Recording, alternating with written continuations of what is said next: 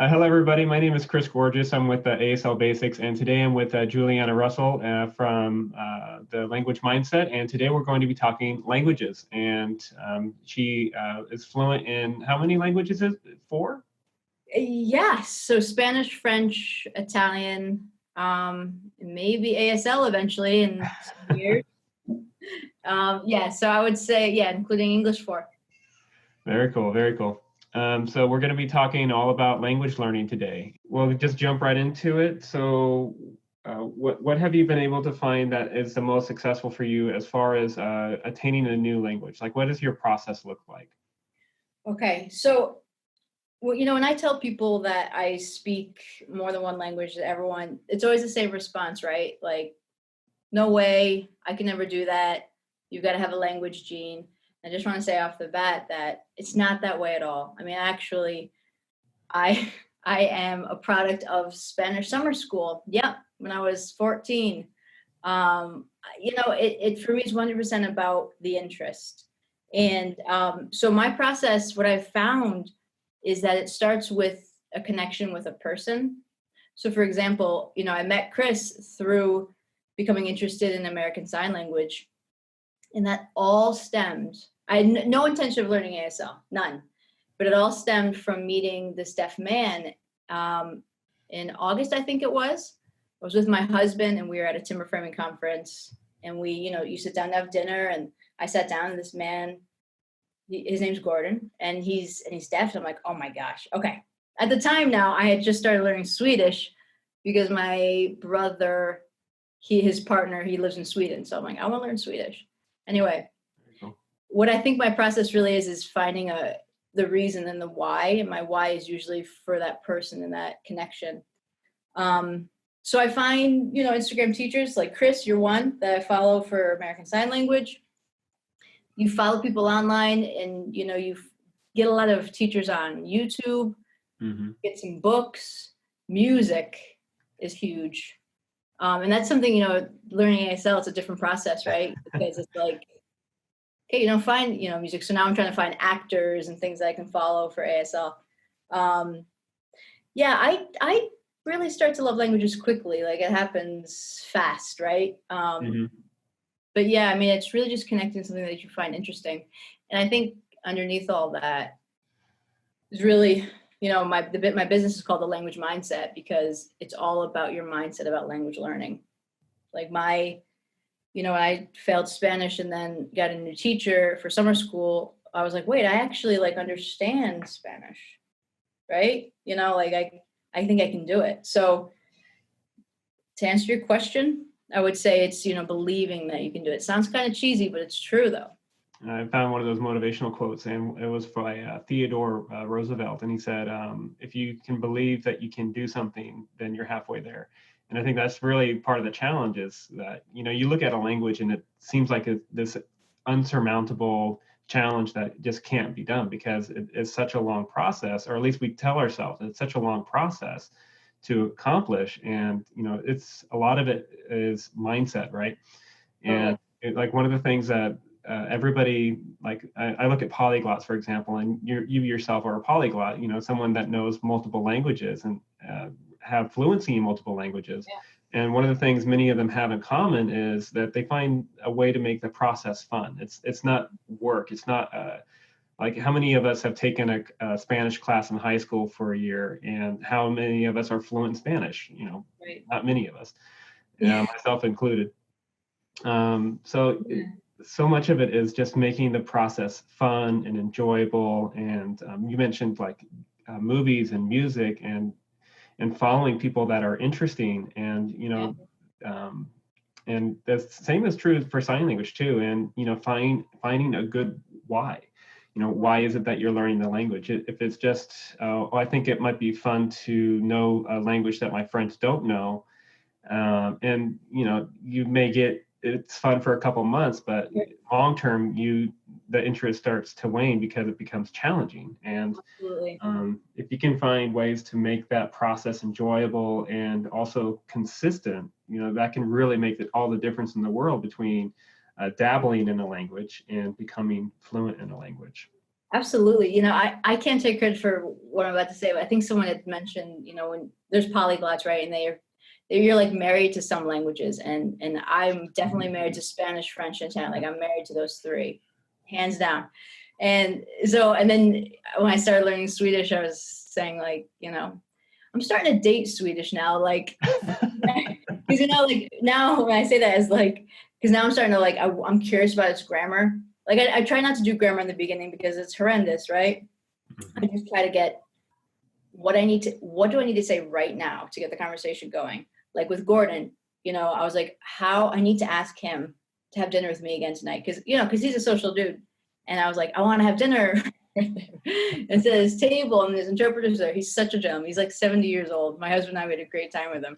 And so like, I need to figure out how to like invite him again and also just use it. So it's like, so what I'm saying essentially is like, once you start finding yourself more interested in a language, you start dating him and then you're married. And I'll say like, I feel like with ASL, it's a quick dating process because honestly, like, I'm starting to take classes with you and I'm interested in going deeper, and I'm starting to see things about ASL and I'm like, oh man, like all these different regional things and different signs and what's not true ASL and what's signed exact English. Oh my God. I'm like, so I think, I'm definitely dating Swedish, but yeah, it becomes a part of your life, and I feel fortunate that I teach it.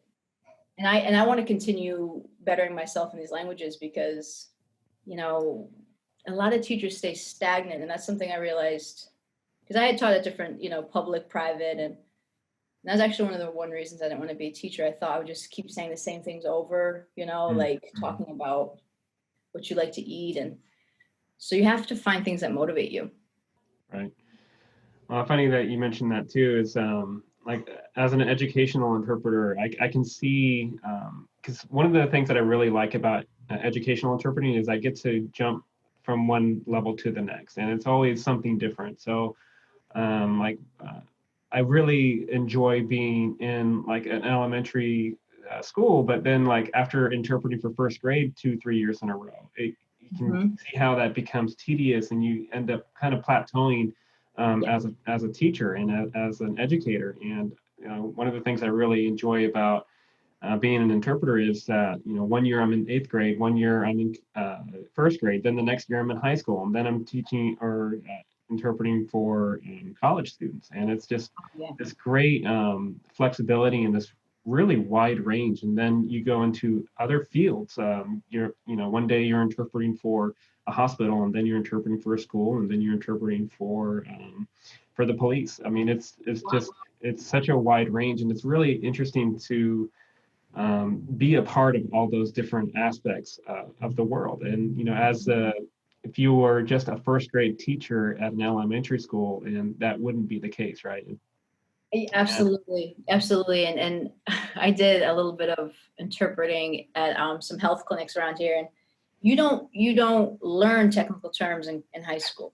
Like you don't. So this is something, when I think about methodology with learning is like, you have to learn to talk around something when you don't know it. And I can remember, an experience having to interpret this girl. She had an issue and I didn't know the technical terms, so I had to like talk around it. And it's a powerful tool because I think why I become so interested in languages is honestly, it's like, I don't put a lot of pressure on myself, and I'm not striving for perfection. I'm not. I know there's some people that are like really like, I gotta have this right before I do it. But for me, I'm like, I'm gonna try this. I'm gonna give it a go. And I think that's why I do study so many languages, right? It's like, I don't know, you just go for it, right? Yeah, absolutely. I'm probably, I think I use like cursing to Gordon ASL. I was trying to say talk, and I think I said something else. I'm sure you can figure it out or whatever, so I have to be careful, but no. Yeah, and I mean, that's such an important thing, right? To not be afraid of making mistakes. And like one of the things that I think holds a lot of people back is that they want to get it perfect before they utilize whatever it is that they've learned. I get that a lot in ASL or with new ASL students, where is this sentence grammatically correct in ASL? And they get so worried about the grammar that they forget to just go ahead and try to use what they learn. And it almost becomes a hurdle that stops them from making that progress. Whereas if you just, you just go forward and you put yourself out there and you try to use what you know, that can really catapult your learning in many ways. And if you make a mistake, then you learn from that mistake. And really, mistakes are the best teachers, right? Absolutely. I think Jonas says it, right? Your best teacher is your last mistake, or something like that. Another thing too, I realize is I try really to mimic and model. I try to model. So for ASL, I just watch people, and when they're I have to do with subtitles because I can't understand what they're saying without it. But you model it. And when I'm watching Swedish, because those are like my two focus right now, is you learning the sounds first, right? It's like, it's so backwards. I mean, I taught in public schools, and it's so backwards, like how we instruct students, and then you see a drop-off rate, of them not taking the language, and it breaks my heart, because it's like, it doesn't have to be this complicated. It shouldn't be this complicated. And I remember like looking at textbooks, and they're like, okay, you need to teach 7 irregular verbs and somehow make it into this, I don't know, this like chapter and it's not practical. It does not make sense. So I've changed a lot as a teacher. I really have. Feel grateful for that.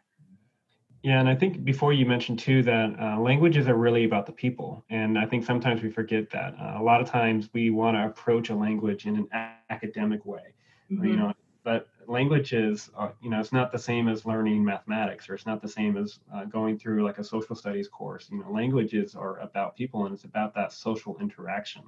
And if we go and approach it methodology, or try to approach it in a textbook kind of way, not only are we going to get burnt out, but it's not intriguing, and it's not being utilized, and you're not using it as a language, which I think is so important when you're trying to learn something new. And we talk about fluency, right? Everybody wants to be fluent in a language, and sometimes it's defined as, well, you're fluent when you know 10,000 words in a language, or right. You try to set it, or you try to measure it with like a yardstick, oh, you're fluent when X, Y, and Z are met. But really, it's, you're fluent when you can have a conversation with a person, with another human being in that language, right? I would say so. And it makes me nervous too when people are like, oh my God, you're fluent. And there's I think a lot of polyglots feel that too. People are just studying the language, right? It's like, once they hear that you're fluent, that maybe you know every single word, or that you're like a native. I'm never going to be a native Spanish speaker, French, Italian speaker, ASL signer. No, it's just not going to happen. I could maybe get pretty close, to that. But fluency, it has a lot of different people really define it a lot of different ways. And but I really think it's, can you get yourself understood? And then that starts to be refined more and more and more. I mean, people will say something like, translate this French song for me. I don't even know what people are saying in songs in English. I make up my own lyrics. I can't even understand what the heck they're saying. So they're like, so am I not fluent? Like, I don't know. So it's a sticky question, Chris. And I don't have an exact answer. I mean, I feel like I could have this conversation in those languages. I don't know if I would be, I definitely wouldn't be as eloquent, or whatever, but yeah, it's interesting. We just got to relax and not be so proud, proud. Right. Well, I think that's, you mentioned, fluency doesn't necessarily mean that you know every language in a particular language. And like we look at English, for example, and, sometimes I'll be interpreting this college course, or like I remember a few years back I was interpreting HVAC, and there's all these new terminologies that I've never even knew existed in English. And then another year you're interpreting quantum mechanics, and then all of a sudden you're learning all these terminologies, and they just don't exist in your lexicon at that point. Absolutely. And I'm in my mid 30s, and here I am still learning English as a native speaker. I know. So I mean, fluency, it's a tricky term.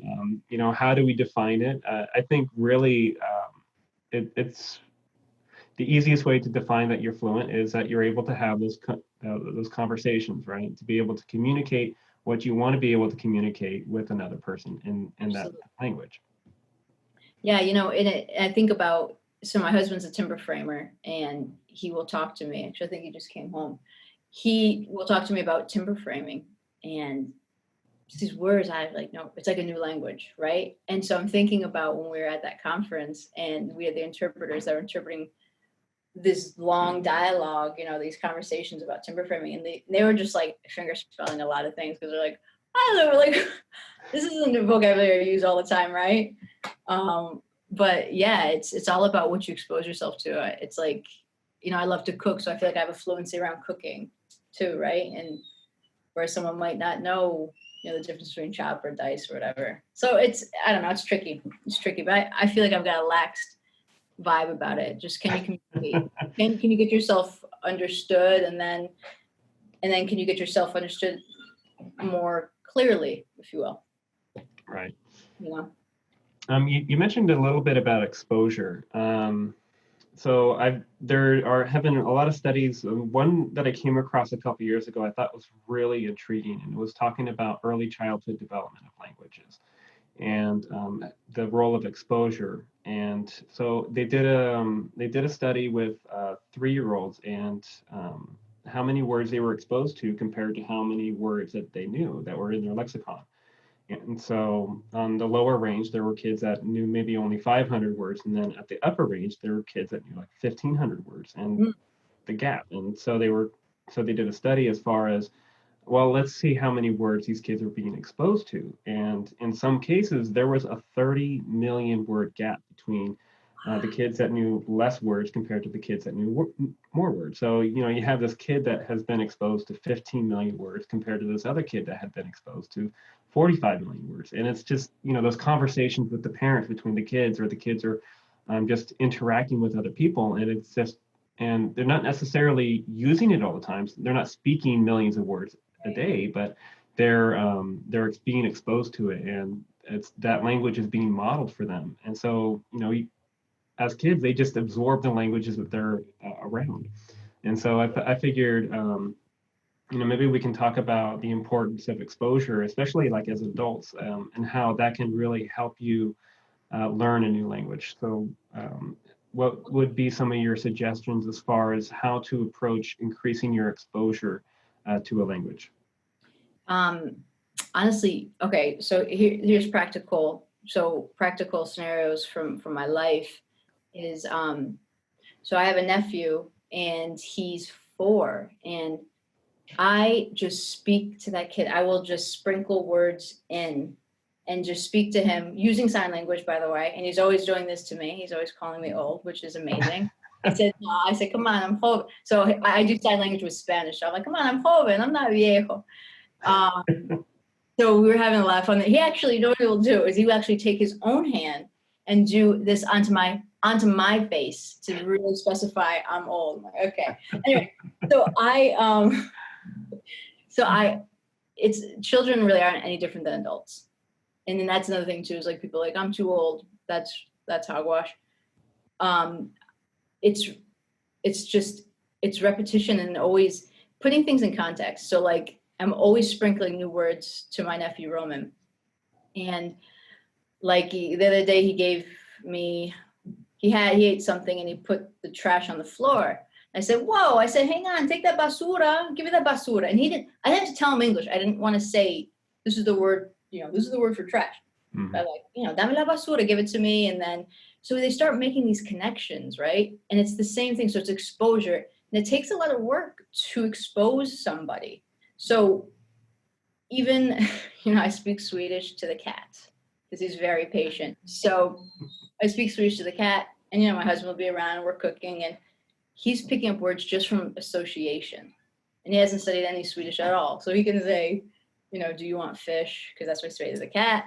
Please, I love you. Things like that. Because we tell our cat we tell him all the time. So basically all I'm saying is the exposure is exactly the same. If you're an adult and you're trying to learn a language, you have to listen to it. Whether it's music, make a playlist. I have a huge playlist of Swedish right now. And I realize how many amazing artists there are. get yourself hooked onto, a Netflix series and just watch it and just put your subtitles on. And then when I'm really learning, I get really geeky and I bring my book and I will, which reminds me, this language app called Language Learning with Netflix. I'll send you the link, Chris. Sounds good. That is a game changer. It hooks up to Netflix. So when we're watching movies or anything, I always have Swedish. Always. Like my husband's like, I'm like, this is what you married. So I have it hooked up there always. And yeah, so I'm always exposing myself to it, and I'm not making myself like, I have to learn X amount of words. Some people work that way. I'm not that kind of person, but it does work for some people. Mm-hmm. But it's just exposure, right? Like watching the Netflix, getting a short story, reading, and not worrying if you don't understand everything. Right. So my sister just had a little girl. She's 3 months old. And I told my sister, I said, I'm going to speak exclusively to her in Italian. That's it. So she only gets Italian 100%. And I actually have a bet with my brother-in-law. I said, what's her first word going to be? So I'm trying to have it be, an Italian word. So it's fun. You see me saying Italian, he's over there with things. But no, it's just about using it naturally and not overcomplicating it. Are you talking about like specifically like two people, or if you're working alone? I think both, they need to be approached differently, right? And I know one of the struggles that I meet with a lot of ASL students is that when they're learning ASL, that they don't have someone else to practice to, right, or practice with. And they're saying, well, I'm currently trying to learn sign language, but one of the hardest things that I'm having right now is that I don't have somebody else to practice with. And that's one of the reasons why I really wanted to try to facilitate a place where they can get that practice. And so last week I started doing weekly ASL group sessions with anyone that's interested, and I've been offering that for free. And last week you were actually joined in and were part of that. How did you enjoy that? It was awesome. I when you paired us off into the breakout groups, I was with another girl, and we didn't use any English. No English. So we were just signing, and I gotta tell you, finger spelling is really hard. But your wife's suggestion about practicing in front of the mirror. So if that goes, so to talk a little bit about like solo learning, right? Like doing that. So I try to use my imagination. Yeah, I'll do it in front of the mirror, but I try to use my imagination too from finger spelling, like what that looks this way. And like I finger spell when we were taking a trip to Cape Cod, like I was driving and I would see anything and just I would finger spell, hand on the wheel, of course, and then finger spelling things. And I know this sounds crazy, but yeah, talk to yourself. Polyglots talk to themselves. Okay, so. Or a cat or a fish. A cat or fish. I mean, my cat he gets exclusive Swedish. But so, you just, the bottom line is this, Chris, like if you really want to do it, you will. And learning a language is hard. It is. And I'm starting to realize how, wow, ASL is pretty in depth. Like I was trying to study today doing the home suggestion that you did, like the hand movement and expression. Hand shape, orientation, yes. Location, movement, and expression. Yes. So I'm looking at that and I'm like, this is going to be, a piece of cake. I use my hands. I'm Italian, I use my hands all the time. But you'll find a way, honestly. But yeah, I mean, I'm doing solo learning with Swedish for the most part. I mean, I do send things to my brother's partner, and he's like, oh my gosh, you're so motivating, and that you're so motivated. It's great, which makes me feel really good. So thank you, Marcus. But I think honestly, if you just find one friend, and you can find one friend, right, to practice with, but you have to put yourself out there. Yes. I think that's kind of a unifying theme across whatever language you're trying to learn. Yeah. Is that so much of it is putting yourself out there, whether it's being brave enough to use what little you know, or not being afraid of making mistakes, or going out and trying to meet people of that language, whether it's Swedish or whether it's ASL. You know, if you're not going to be putting yourself out there, and if you're not going to put the effort into it, then it might just be another one of those languages that just maybe starts off as a hobby and kind of goes to the foreign language grave. Yes. Yeah. Yeah. So yeah, just making it fun, making it approachable, just putting yourself out there makes all the difference in the world. And that, and also too is like just not being so hard on yourself about it. I try to do that. Like there are times I'm like, holy crap, I didn't understand anything person X said, or how do you say that word?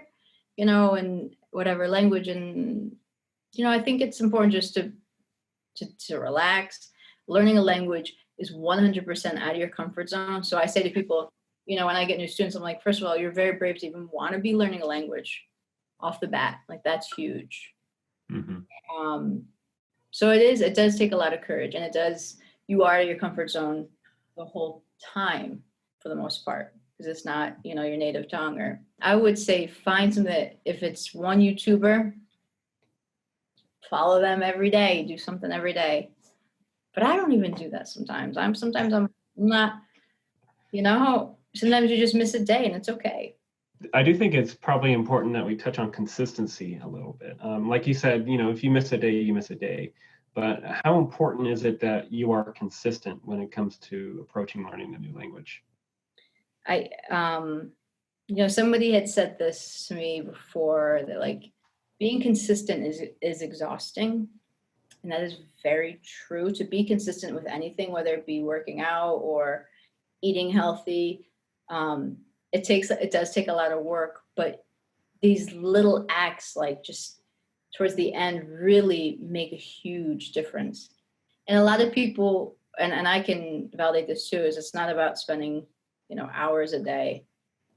Like even if I listen to a Swedish song 2 or 3 times, like this morning, I'm studying the ASL dictionary. I don't know. You need to help me here, because I'm studying this ASL dictionary right now. Okay. And just trying my hands out and watching YouTube videos.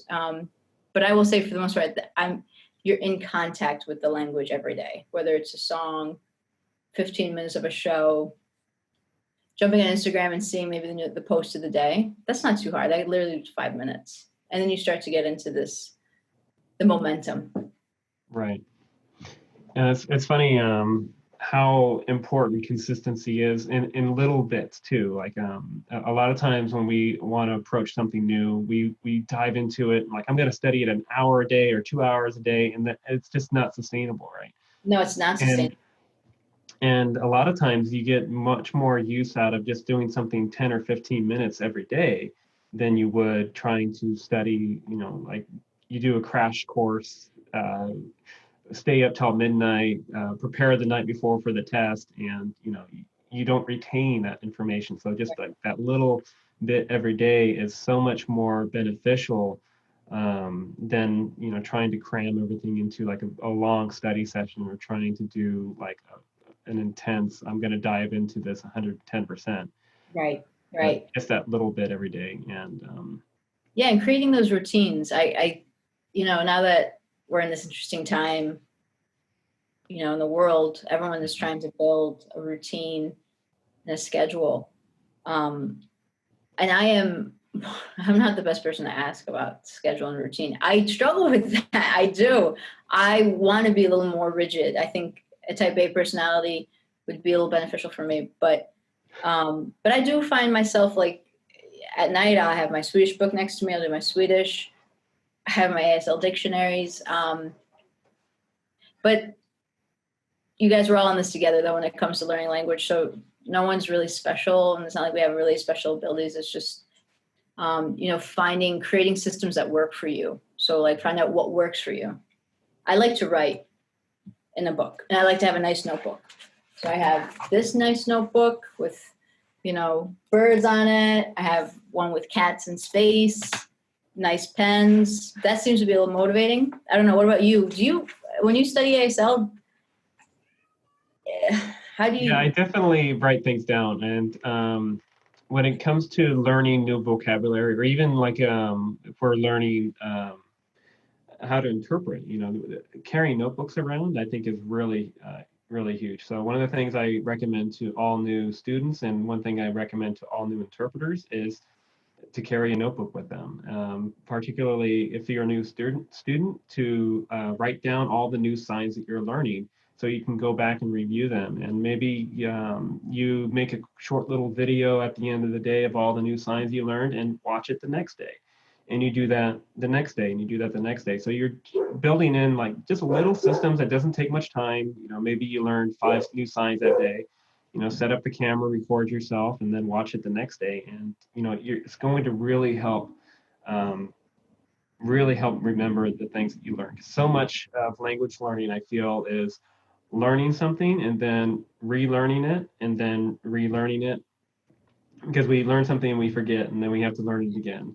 And I think the more little systems that we can put into place to save learning something once and then moving on to learning something new can really help expedite and really help kind of really speed up that process of not necessarily instantaneously becoming fluent, but just to keep that momentum going, I think is really important. And to kind of pause and take the time to celebrate those little victories. Maybe you introduced yourself for the first time in that language, or wow, I had a conversation with somebody and I wasn't grasping for the right words, or I wasn't grasping for the right signs, or hey, I didn't make any mistakes today.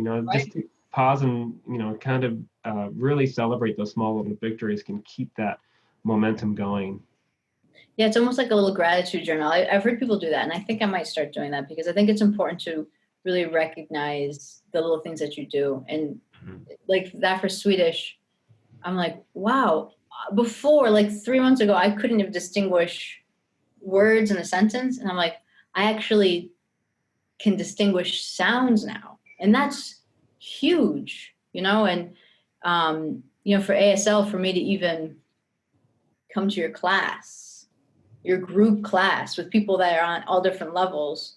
And these girls, some of the girls I was chatting with, they've been studying for years. And I'm like, all I've got is tell my same story over. I got a friend named Gordon, right? My friend named Gordon. And so like the same thing over, but then you start building off that, right? You just it's like a mountain. You just keep building off those experiences and those little victories. Yeah, I feel fortunate. I feel blessed, honestly, that it's my profession. And I hope that I inspire people, right, to feel confident with themselves and to try. I don't know, just if one thing we've learned, Chris, with this whole thing with like having this social distancing and not being with each other, we realize how important the human connection is. Yeah. And how important it is to communicate with each other. Like the fact that you're in California and I'm in New York, like this is great that we can even do this. And because I asked myself, like, some people like to almost like acquire languages, almost like a trophy. No, they do. Yeah. How many can you get, right? I don't know, it hasn't been my thing. And I look back at the reasons why I study. Spanish was like my first experience believing in myself. I actually have no reason why. I do not know why I started learning French. I still don't know to this day. But Italian, because of my family. And then didn't study any languages for 16 years, honestly.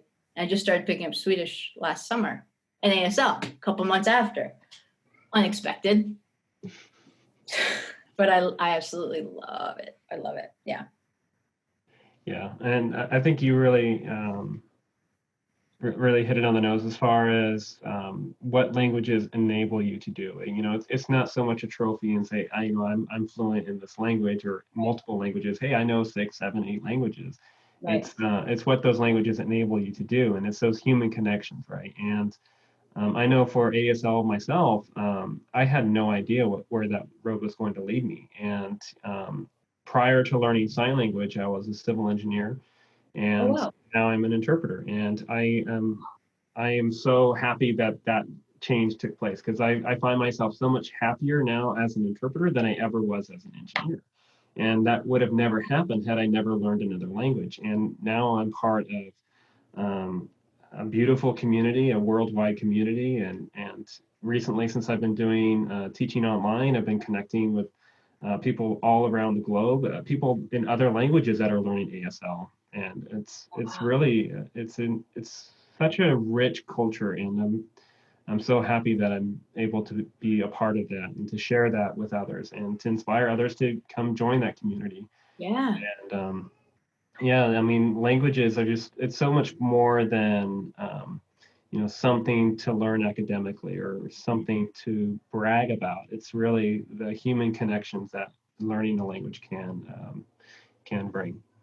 Yeah, it's a completely different experience when you know the language. I mean, when I was in Spain, I was like 18. Just even knowing a little bit, you have a completely different experience, and it's also respect too. Like respecting the culture. And I am very curious. I think I have to interview you for my podcast about how you transitioned over, because that's like completely two different things. Like what civil engineer to interpreting. I think we're going to talk about that another time because I'm intrigued. I do want to say though, so I participate in this language challenge. So the polyglot, I had met John Higgins. He's a polyglot and he lives in Mexico, and he does these challenges where you sign up if you're learning a language, and he gives you a topic every day, and you have a native or fluent person correct your audio. Oh, But I thought to cool. myself, I wanted to reach out to him. I'm like, what about American Sign Language? Like, right? Why can't, and that might be something that'd be really interesting, to have challenges, right? Like you put out a topic and you talk about it, and you record a video, right? And have somebody correct you, because I've made so many international friends by doing that. I've done it. I met him in August, and I think I missed 2 months where I didn't do it. I am behind in my time. I am like, I gotta get back on it. But all I'm saying is that you build a huge community, and then you exchange numbers. And so I, have some Italian friends that I will chat with, but I would love to do that in ASL if we could get some. Yeah, I actually started doing that about a month ago. I created a private Facebook group, and so I initially made it for all the students that are enrolled in different programs, and particularly the one-on-one programs and the group ones. And so I need to be more consistent with it. But like I'll say, okay, it's Finger Spelling Friday. Let finger spell your name and post a video of yourself. And then another one was record a video of yourself of any new sign that you learned this week. And so one person that was part of the group, all their kids are learning it. And so she did a video of herself. She did a video of her 3 kids. And they were like, okay, I learned coronavirus. I learned Easter. I learned, and they went through like eggs, I think it was another one. And it was really cool to kind of see and try to kind of get that to, oh, this is what I'm learning, and to sharing that with others. And if need be, to go ahead and like correct them, like, oh well, your hand shape was a little off here or there. But to really just to have a safe place and a safe environment to practice what you've been learning, and I think can really make a difference. Because I think one challenge too is that I'm not sure how critical other languages are. Usually, like I remember learning Spanish, it was a little harder to learn, ironically, in California. But like when I went to another country and like English wasn't an option, people were really patient. Like they really wanted to make that communication happen. And I learned more Spanish in a couple of weeks than I did a couple of years. In a country where that wasn't an option, right? Right. California, so many people are bilingual. Oh, you don't speak Spanish? All right, I'll just talk to you in English. But if you're in Mexico or Paraguay or Argentina and like that's not an option, then you end up forcing yourself to learn it. But like I wanted to create that kind of environment for sign language where it's this safe environment and you don't have to worry about like people being overly critical over like any mistakes, or well, your hand shape was wrong, or your palm was facing the wrong direction. Well, that facial expression doesn't go with that sign. Right. Oh my God. Kind of have like this safe environment to where, okay, just let's share what you know, and like we're in this together, and to help each other. Yeah, and that's something that John Higgins does too. He's like, you can correct people. So some people like really correct you, every single thing, which is helpful, but you have to have strong skin. But then some people, they get like a whole page. But then, I'll just listen to some people that are studying English, and I will just be like, great job. your pronunciation sounds great. Just like encouragement and also like acknowledgement. Like, I see you, I see what you're doing, and bravo, Mm-hmm. Yeah, we just complicate things, don't we, as humans? Language, it doesn't need to be it's a natural process. Mm-hmm. And it's a slow process too. Yeah, yeah, and I'm sure everybody's heard the metaphor of it's a marathon, not a sprint. And Yes, that's my like go-to right now. yeah, and like I mean, yeah, that applies for so many areas of life, but like particularly with languages, because a lot of times we approach it as a sprint. Like I'm going to learn 10 or 20 words a day, and we sprint into that learning process, and a month goes by and we're burnt out. Like, oh man, this is a lot of work. I'm not getting where I need to go. I'm not where I am, or I'm not where I thought I would be given how much work I put into it. Right. And like I remember you mentioned earlier where you have to kind of pause and look back. Well, where was I 3 months ago? Right. Like that can be such a powerful thing of being like how and keeping like that keeping on paper what you're grateful for. Mm-hmm. Like, wow, I'm grateful for these new connections that I have now compared to where I was 6 months ago. Or wow, I'm so much more comfortable. I would have never been able to have the conversation I just had 6 months ago. And comparing yourself to your previous self, and not so much comparing yourself to who you thought you would be or where you want to be, or maybe to somebody else. Like, oh, well, this other person started learning at the same time and they're farther ahead of me. And like, that can be such it can be such a demotivator if you're comparing your progress to somebody else. Absolutely. Yeah. And another thing that I love is when that you're starting to, really fall in love with the language and it's starting to be fun for you is when you start dreaming in it. And those are markers for me. Doesn't mean that I'm fluent in that. Doesn't mean that. Just means that it's completely incorporated in me. You know what I mean? The fact that, like, I had one in Swedish, I was like, oh my God, my first Swedish dream. But of course, I'm saying, the same repetitive things that I would say in at home, and I did have a sign language dream. Awesome. I did. That's a milestone. I was like, wow, this is happening. But it just shows that you make it a part of your life, right? Mm-hmm. Like, do your grocery list in a language. I really exclusively listen to languages, music in other languages. It's like, not because I'm forcing myself, because I actually really enjoy it.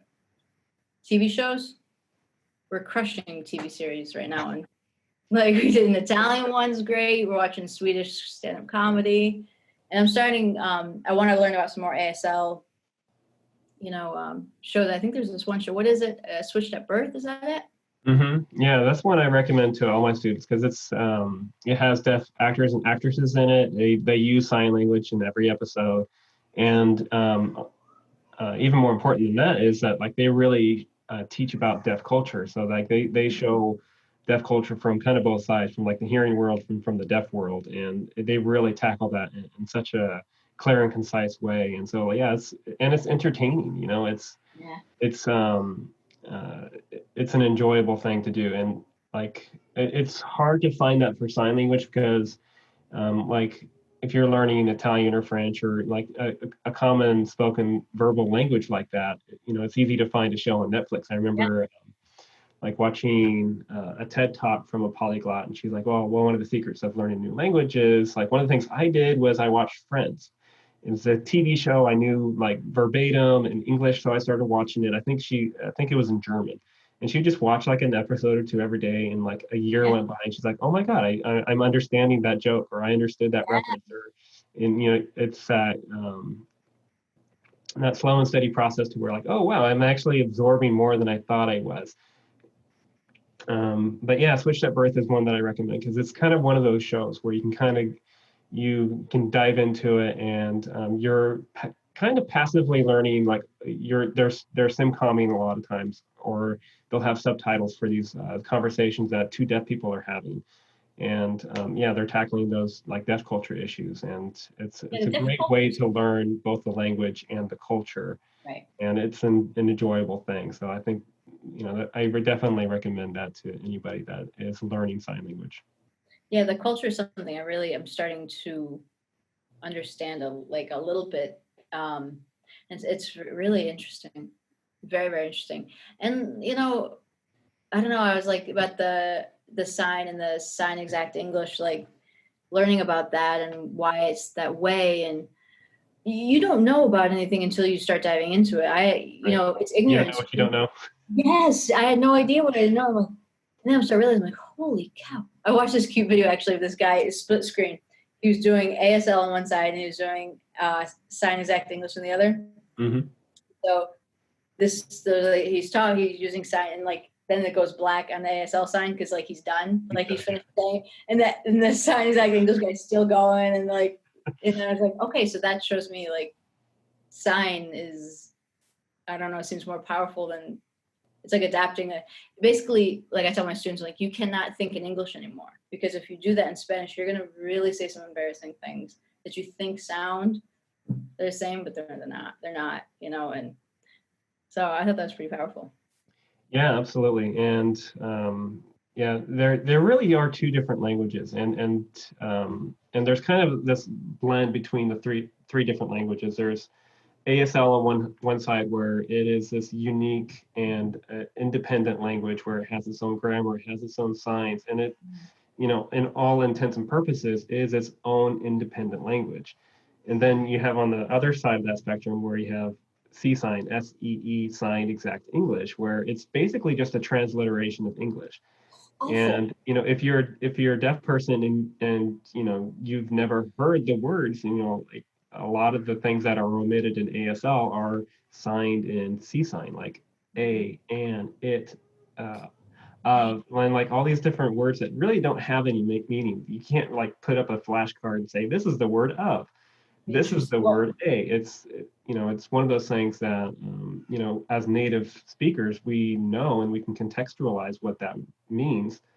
But if you're a deaf child and you grew up and you've never heard those articles, and you can't really show a picture of what that means, like it has no meaning. So in ASL they just get rid of it. And well, I so think, yeah, it's such an expressive language, and like it's I don't want to use the word pure, but it's a much more direct line of communication. absolutely, absolutely.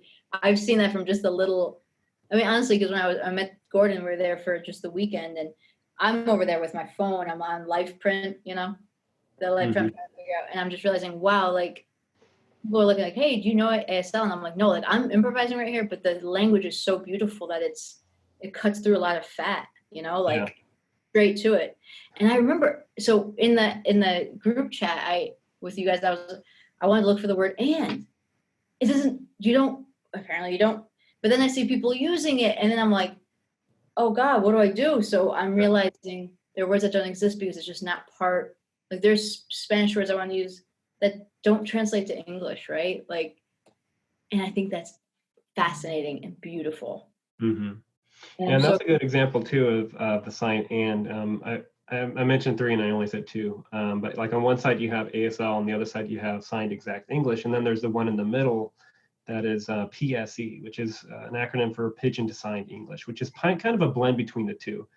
And it's actually a really common form to where you're using ASL signs and you omit most of the little stuff like the articles of a, and, it, and little things like that. But then they're structured a little more English based. okay. So you'll see that blend between generations, and you'll see that blend across regions where some people, like these young deaf kids that grew up in deaf schools, they're very ASL. And then you look at the other side of the spectrum where you have these older ones that grew up in hearing schools, and they learned, and C sign was very popularly used back then. And then you have this blend of in between where you have ones that are using ASL signs, but in a more English grammatical sense. And it's just this blend of all of these different things coming together. And it's kind of a cool thing to see, but it's also kind of a pain to to Well, learn, to identify, and to convey in those different signing forms. Like if you go to get a certification as a sign language interpreter, you're tested on whether you know ASL, you're tested if you know PSE, and you're tested if you know C sign. And you can get certified in one or the other, but yeah, it's a very wide spectrum, and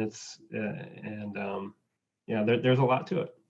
Well, it's basically like somebody that's trying to learn Spanish and they use like Google Translate and Hmm. they're kind of getting it, but it's not really right. Right, You and know, then Castilian Spanish versus. yes. Oh my God, forget about it. I I was trying to get an avocado when I was living in Argentina. I was like, "Un aguacate." And they're like, "What?" Aguacate. And then I had to like go over and like grab the avocado. They call it palta. I don't know. You just learn that.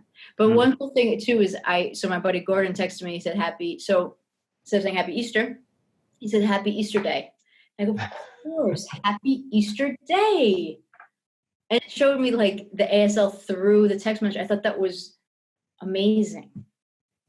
So when he'll text, it's different. I can see the Mhm. language through that they are different. I don't know. I'm very interested about this language and culture. So Yeah, yeah, and regional signs I think are a really important point to touch on too. Is a lot of times, like I'll see this with new students where they'll learn a sign for one thing, and they'll see a different sign, and their immediate reaction is, "Oh, well, that's not the way I learned it," or "That's the wrong sign." And or what new students will do is they'll assume it's only one way, and in reality, there's so many different ways of saying that or signing that. And, you have that in Spanish and you have that in English. You go yeah, to one side of the United States and you go to the other side, and, you'll have different English words, or you'll have different ways of different salutations. And yes, like I remember I learned a lot of Spanish in Paraguay, and I came back and was using it in Southern California, and I got a lot of raised eyebrows. Like, well, we don't. That's not the way you say that, or right, that's yeah. And the pronunciation too. They're like, what? Yeah, yeah. yeah. I mean, I feel like my Argentinian accent's gone because it was a long time ago that I was there, almost 10 years ago. Hmm. But when I'm speaking Spanish, they're like, "Oh, vos sos Argentina," and I'm like, "No," but you stick, it sticks in there, and words are used to use Argentinian slang, and it's cool though. It really is. It's fascinating. I think it's so cool, and I'll tell you. I mean, I've texted you or DM'd you on Instagram, like asking you. I think it was for like maple syrup. I was trying. Somebody wanted me to do a little video for her school, Hmm.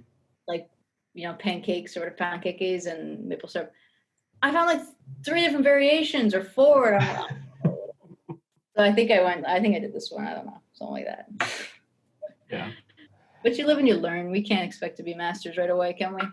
Nope, not at all. And that all kind of ties into where, you just use what you know, right? And you'll get corrected along the way. Yep. Growing pains. Yeah. Yeah. I was curious, do you have any like recommendations as far as maybe books or movies or documentaries or anything that is language learning based? I know like one book, I haven't finished it yet, but I got into it, is called Fluent Forever. Oh, And by Gabriel something. Wyner, Warmer. Winner. Yeah. Yeah, and like I'm really enjoying that book. But I was just curious, like, do you have any recommendations as far as like books that you feel are good for approaching languages or language learning or anything like that? Yeah. I want to read that book too, actually. I did. There's 2 guys that I really like to. Ollie Richard short stories. He has those for. I have them actually right here. So he has them for beginners. I have them in Spanish, French, and Italian. For beginners, so you have A1 to B1. So A1, or excuse me, A2, excuse me. That's just like a little bit above a beginner. But these short Mhm. stories are awesome because you're learning language through context. Like learning isolated things is not conductive. It's not conductive. So, you know, I go right into this with like people that don't know any language at all. Like we read it and we have conversation about it and I model, right? And a lot of this, he has these in so many different languages and he actually has intermediate ones too. Ollie Richards, he's a polyglot, super cool dude. He knows a lot of stuff. And then Benny Lewis is awesome. He's a polyglot too. I met him in Montreal as well as John Higgins, the one I was telling you about, another polyglot, the 30-day challenge guy. But language hacking, it's just like, you know, getting those really important verbs. There's some verbs that are very important in the beginning. Same thing with ASL.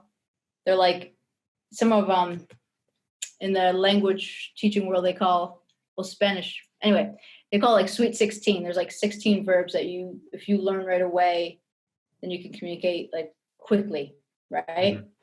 And he has like hacks. I really like his stuff. But I love the series Teach Yourself. Teach Yourself series does have technical stuff. So I'd like to mix short stories to just absorb.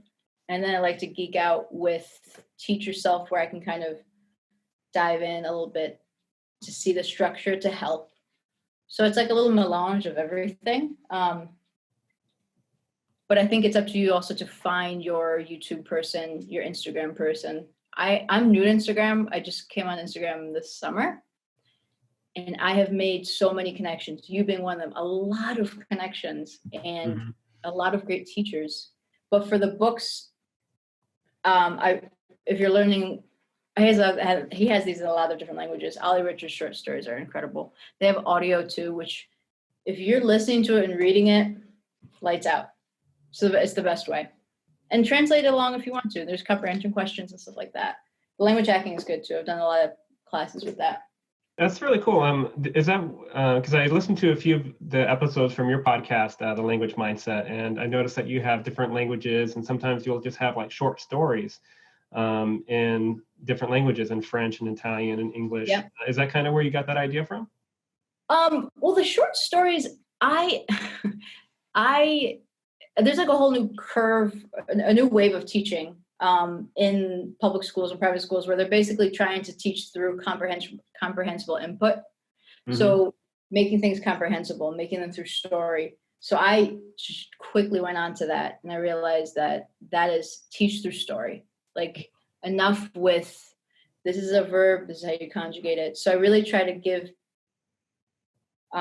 piecemeals, like a phrase in itself, building off that phrase, how to change the phrase. Yeah, I think you're referring to the little sentences I have. I have like, yes. So I don't do isolated words. I'll do things like, I don't know, vorrei un caffè. Like, I would like a coffee, rather than just like, caffè. What can you do with that, right? Right. Just put something in front of it, and it's a full sentence. You know, like vorrei un caffè, or whatever. I don't remember I have to start doing some others. Thanks for reminding me. But short stories are powerful. I just got the Swedish one, and what's with the short stories, and it's nice because Ali has the same stories. So I've read this in Italian, and now I can do the Swedish, and I understand the story. Also, if you love Harry Potter, which I do, get the book, get the Harry Potter book in the target language, because that's, your interest will always be piqued. Well, mine will. I don't know. Yeah, it kind of goes back to that one person that would just watch Friends in another language because they already knew it. They already were familiar with the material and the way things were said and the jokes and the people and everything, and being able to kind of take something that you already know and use that to learn something new, I think is really powerful. Yeah, and it's it's also learning a lot of culture too. Is just like I watch Swedish shows. I don't know who any of those actors are. But you fall in love with them. You fall in love with the characters and the story, and so I think it's really falling in love with the story. Getting into a story. So I really like the short stories. Ollie Richards, he's doing a lot of stuff with that. And Teach Yourself is a good series too. I mean, it is grammar based, but they do have like audio. You got to have audio. Need it. Yeah, for sure. I think that's really it's a good combo to read it, to see it, and to hear it. Yeah. Especially if you're learning a verbal language like that, and exactly. to learn in context, to learn it the way it's actually spoken, I think is huge.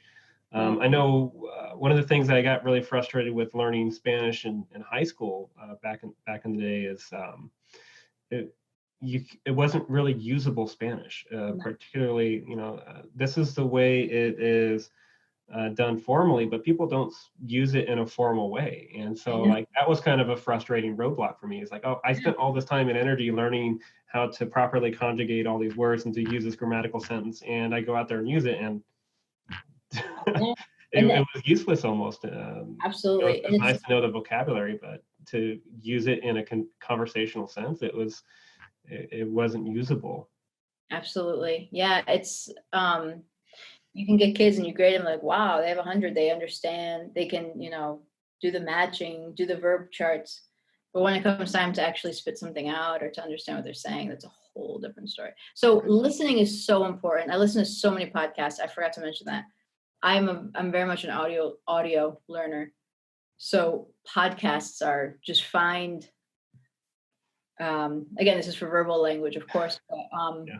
it's a whole new world, the ASL thing, because I think these things that I, go to, like stories. But one thing I do find, I find a lot of people reading have the stories and then they're interpreting in front of it. Mm-hmm. That is awesome. I absolutely love that. But yeah, podcasts, you just have to listen. And sometimes you just listen to the same podcast a couple of times. You're like, whoa, okay, now I'm starting to get it. It's like I'm out of the water. Like I actually can hear a little more. Yeah, listening is super, super important. Yeah, I can't remember the name of the podcast, but I did stumble across one where it was just these, it was like a 5-minute short story, and it was in whatever target language you wanted it in. And I thought that was really a cool way to approach language learning and language teaching is through storytelling. And like you said, it's learning it in a realistic and in a usable way. And you're learning it the way it's going to be used. And I think that's huge. And no matter what language it is, whether it's sign language or a verbal language, I think approaching it in that way and not so much in a textbook manner or learn individual words or signs, but to learn the language and the way it's used can be a really powerful thing. Yeah, absolutely. Yeah, coffee break languages is another great one. They have a lot of different languages and it's like a podcast and they go through a conversation and that's awesome too. Yeah. Yeah, it's just fun. Languages are just fun. But some people love it. Are you interested in learning another language yourself? Are you thinking about dabbling in something? Or are you fully in ASL? I mean, you're fully in ASL. Fully in ASL. I have dabbled in different languages in the past. I learned a decent amount of Spanish, but most of it I learned from South America, and I brought it back to California, and it didn't do me much good. I learned a good enough to be casual in Vietnamese, but it's been 10 years since I've used it, so I've forgotten most of what I've learned, which I think is a pretty common theme with most people with most languages. Yeah. You learn a lot of it when you're younger, and then you stop using it, and you forget most of it. Yeah, you don't use it, you lose it. But yeah, like I keep coming back to Spanish because living in California, it's a very good language to know, and I know enough to get by or to get myself into trouble. Yeah, exactly. Are you interested in learning another sign? I mean, I have this cool app called Spread the Sign, and it has like international signs all over. Are you interested in learning a different sign?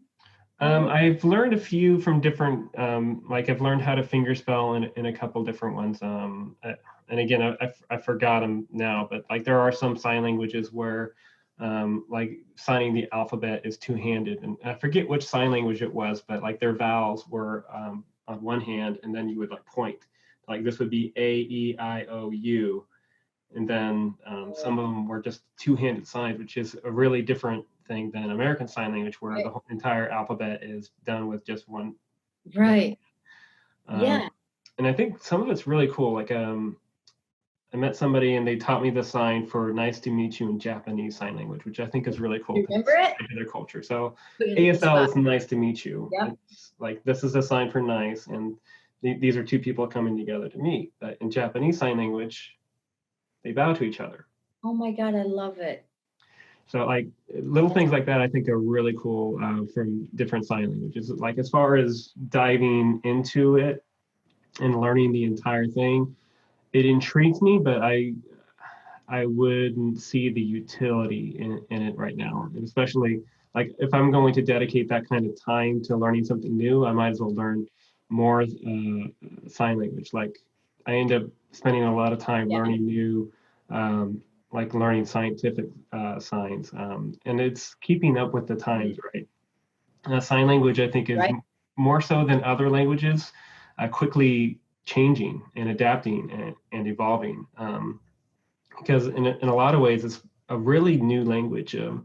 ASL is really about 250 years old. It what didn't come into being until the early 1800s, as it is today. And yeah, I mean, new signs are being invented every day, and and when the 90s came around, all of a sudden, all these new signs were being invented for the internet, and then Oh my gosh. now in 2020, and we have the coronavirus going, we have all these new signs being invented for coronavirus and for social distance. Well, social distances have had signs, but like it's just a quickly evolving language, and there's like particularly like science terms are being invented at a really quickly pace. And I remember learning different signs for quantum, like quantum mechanics, like atom, electron, proton. And what I learned 2-3 years ago has already changed. And it's keeping up with the changes. And like what happens is, you have like deaf scientists that are going into these fields for the first time, and they don't want to finger spell, these long, tedious scientific words, because it becomes this roadblock to the conversation, and all of a sudden you have to pause and you have to finger spell this 20-lettered technological term. And so like, okay, well, I'm going to start inventing signs for this. And so the deaf community comes together, and they start sharing ideas, and it kind of becomes this meritocracy to where, oh, okay, that sign makes a lot of sense. Let's nix what we invented a couple of years ago and let's start using this. And it's just keeping up with that pace and knowing what signs to use with what people. And like we live right now in Central California in a fairly rural community, and it's very PSE. So you have a lot of ASL, and like when I came from Southern California, the way I signed was very ASL. And then I used that when I moved here, and I was getting a lot of like quizzical looks like, what did you sign? And so I had to relearn and how to clearly communicate with the people. And you end up doing that like almost per person. Like you would speak differently, and you would change your like register if you're talking to you would speak differently in court than you would with your kid, and you would speak differently with your family than you would at work.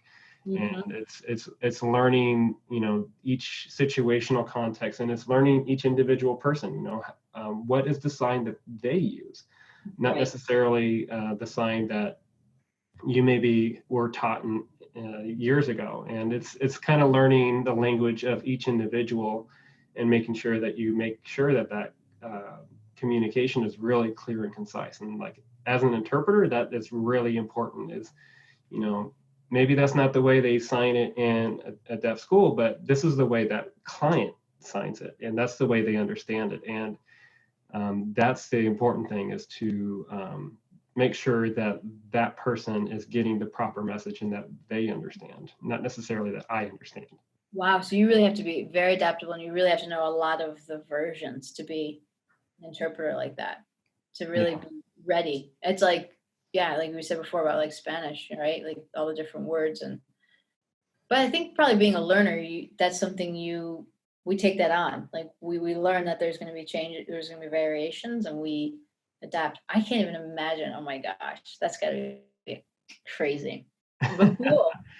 But yeah, like I find it really interesting, and like new websites end up popping up, and I'll have to put a link in the description when I post this up on YouTube or whatever. But there was an interview that was done. I can't remember the name of the scientist, but he was a deaf man that was going into. He was an undergraduate going into like microbiology, and I forget the word that they were using, but it was this really long like Anna something. But it was like this roadblock in their conversations, and they ended up doing an interview with them. And he's like, well, I'm going to get together with some other deaf scientists and other deaf ones, and we're going to tackle this, and we're going to start inventing signs. And like some of them were really cool. Like they used the sign for metastasis, and they, sorry, what was it? No, this was macrophage, metastasis. Oh, it was. No, metastasis. So metastasis is like if you have cancer, and when it metastasizes, it starts spreading through the body. Okay. And so this is a sign for metastasis, where it starts here and it just spreads really rapidly, and it kind of takes over the body like cancer cells do. They reproduce at an uncontrolled rate, and that ends up like kind of, it overwhelms the body. But yeah, like you learn some medical stuff, you learn new signs, you learn new science, and it's, I don't know, for me it's really fascinating to kind of dive into that. And like I really enjoy learning like about like astrophysics, and I love quantum physics, and I love like learning all these different science stuff. And then I can learn the signs that are associated with that. So like when I go to a college and all of a sudden I'm interpreting for a math class or a science class or microbiology class, I'm ready and prepared, and figure out what other interpreters are doing and figure out what the students are doing. And I don't know, it's a fun process. And like you mentioned before, so much of learning a language and so much about interpreting is just always learning and taking on new things, and just having those methods and those systems in place. And so it's not this tedious process, but something that is enjoyable. Well, you seem like you're interested, you're interested in that field. So that just fuels it, right? And that's the piece that keeps you going. Yeah. And I mean, the community is a huge thing too. And you mentioned you interpreted before. Was that a career for you? No, I did interpreting as like a volunteer thing. Okay. I was interpreting at a health clinic a couple of times, because I live over by a really famous racetrack. And so I did it like right out of high school. I interpreted a couple of conferences, not much, but there's so many different fields you can do with languages. I love to teach, and that's definitely my passion. Because interpreting, you are like a vessel. Like you are completely, you're not a part of it. Like you can't, you know what I'm saying? Like when you're interpreting, things are happening so fast, you can't even think. Right. Yeah, you're almost a medium that message passes through. Absolutely. And if you think for a second, or you doubt yourself for a second, like, oh my God, they're already like 3 sentences back. No, that was just me kind of discovering languages and doing that. So it wasn't a career, it's volunteer stuff. And but teaching, I went and taught English in Argentina, and that really started to spark teaching for me. And then I came home to the States and got my master's. So I have my master's and stuff like that, and taught in private and public. And then I'm starting my own language business, which is awesome, because now I'm doing Spanish, French, and Italian, and I'm working with little guys. It's like everything. I don't know. And when I was teaching in the public school, I was really focused on just my Spanish, and that was it. Honestly, I don't think I would be interested. I wouldn't have the time or the energy maybe to do this other stuff, but because my career is to teach languages, it's good to be a student. It's humbling. Yeah, forever a student. Oh my God, it's humbling. It's so humbling. Like I'm so looking forward to our one-on-one. I have it on the calendar, but like to be a student again is really humbling. It's really important. So you get to be in their shoes, and so yeah, I don't know. I'm fortunate. I'm excited that the language mindset's moving. That's great. So as far as people getting in touch with you, how can they do so? So I have an Instagram. You can find me at The Language Mindset. And then I have a website called thelanguagemindset.com. And then my email is just juliana@thelanguagemindset.com. Pretty straightforward. But, I've really, I've started to focus a lot of my attention on little people, and the young ones? Yeah, the young ones. At first I was like, I'm going to teach everybody and anyone. But I had another nice chat with an Instagram friend I made, and he asked me, he's like, what sets you on fire? Like, what really makes you excited? And I was like, it's the little guys. Yeah.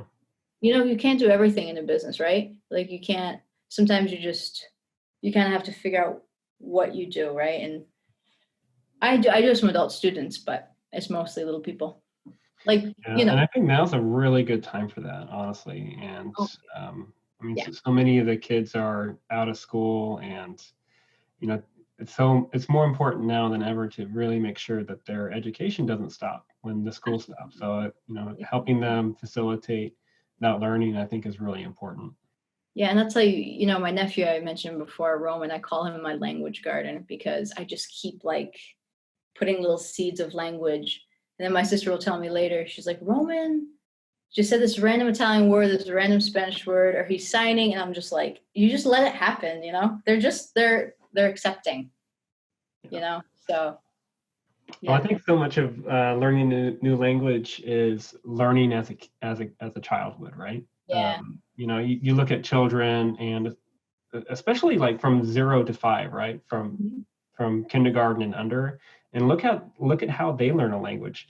Right. They're not afraid, and they're not worried about grammar. They're not worried about looking silly or making a Right. mistake. They're just they take what they know, and they use it, and they're And they constantly listening, and they're constantly using what they're learning. absolutely. That I think that's the biggest thing for adults. We get too nervous. Hmm. You know, everyone can learn a language. You just have to do it. You just want to do it. That's all. Well, one of the things that I've really found interesting in at least recently to me is the power of mindset.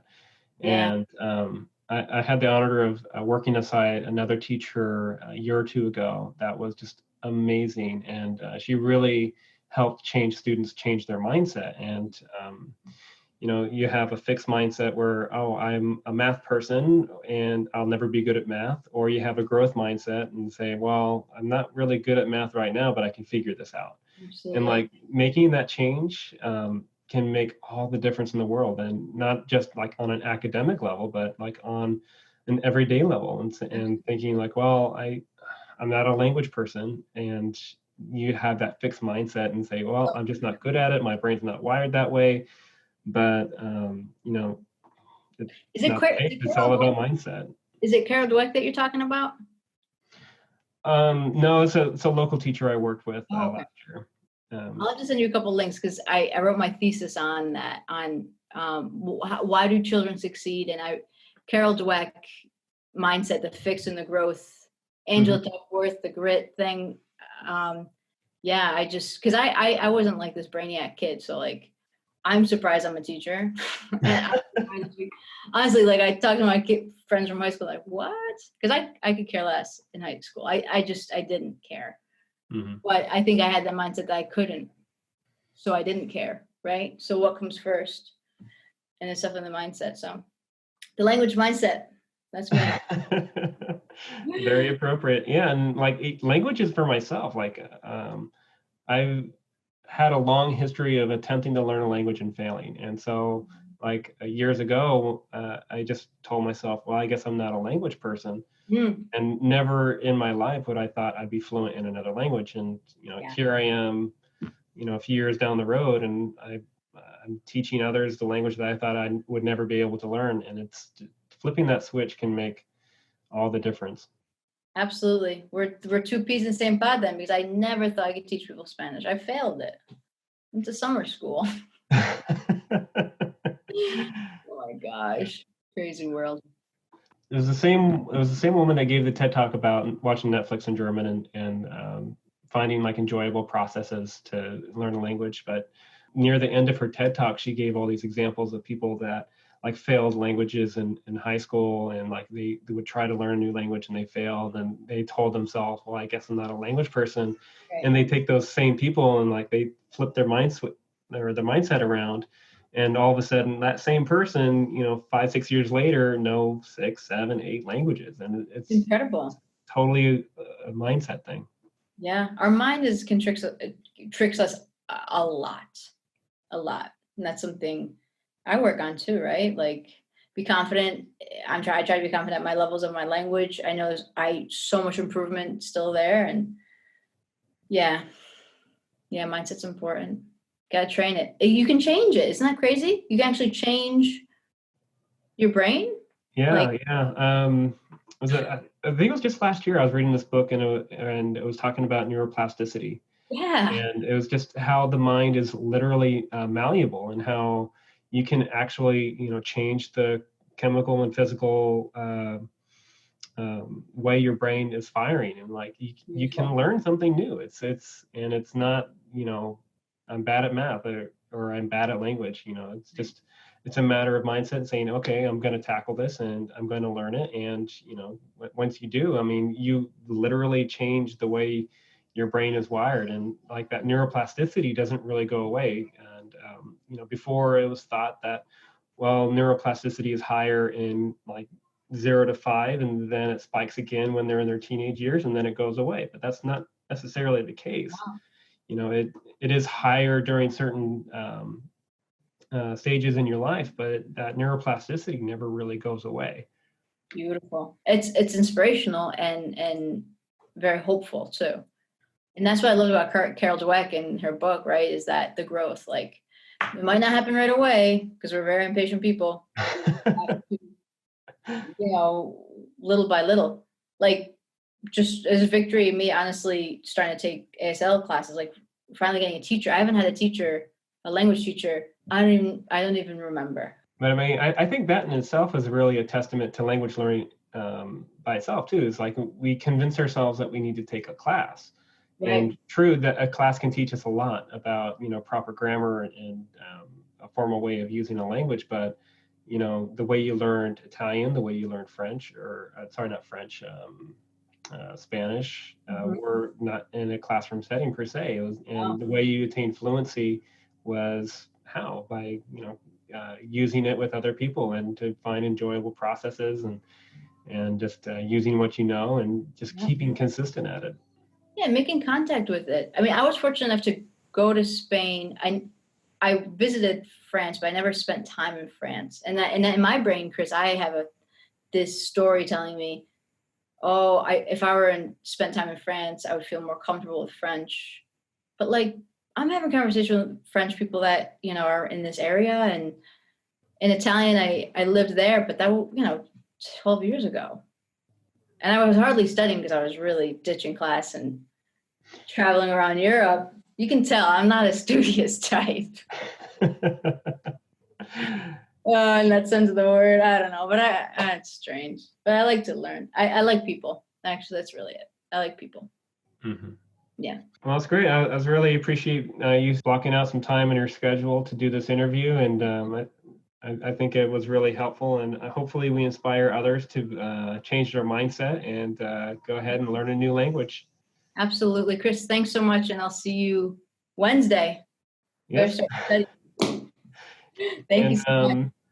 And depending on when you're watching this, and hopefully I can do this going forward, but I do plan on having weekly ASL practice sessions with anybody that's interested in learning. And as of right now, I'm doing them every Wednesday, 5 p.m. Pacific time. And for more details, I'll be sure to leave a link in the description down below. I'll also have links to the books that Juliana mentioned, to the Language Mindset podcast, to your Instagram account, and I'll have all the links to where you can follow me on social media as well. And until next time, I guess I'll see you later. Thanks, Chris. I'll see you. Bye. Bye. Today I'm here with Juliana. I just forgot your last name. Russell. Juliana Russell. Okay, let me try that again. Take two. Take two.